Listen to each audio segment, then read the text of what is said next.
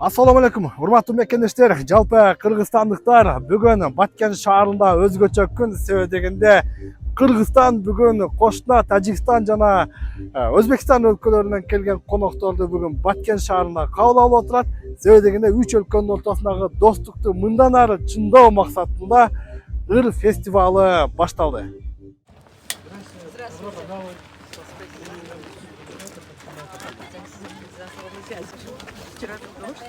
Өзбекстан жана Тажикстандан келген делегацияны жергиликтүү бийлик өкүлдөрү кайтпас жана Кызыл Бел чек ара постунан күтүп алышты. Дал ушул жерден Кыргыздын улуттук даамы болгон боорсок, нан, ооз тийгизишти. Мындан аркы саякат Баткен районунун Карабулак айылында жайгашкан муз булакта уланмакчы.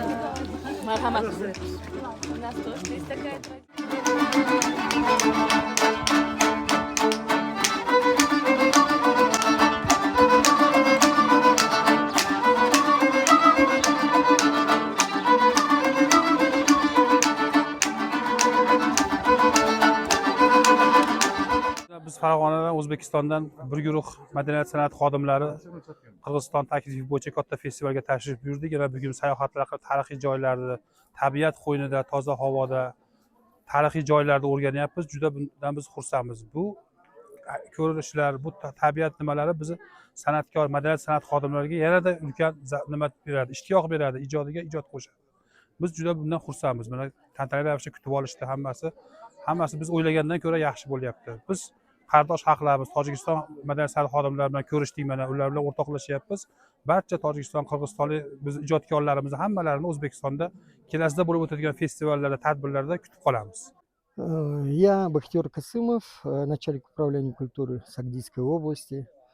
Сегодня по самому счастливому моменту, почему? Потому что после подписания мирного стратегического дружбы, вечной дружбы наших государств, и после такого большого феерического концерта в городе Худжанде приезжали наши друзья из Узбекистана, из Кыргызстана. Сегодня вот настало время, что мы приехали в Кыргызстан.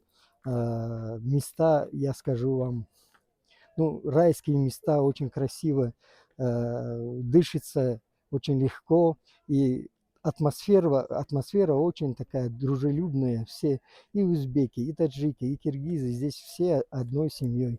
Хотелось бы, чтобы у нас в жизни всегда так было. Ыр фестивалына 3 мамлекеттен келген ырчылар эртең 31 май күнү Баткен шаарынын Борбордук стадионунда чоң гала концерт өткөрүп, элге жылуу маанай тартууламакчы.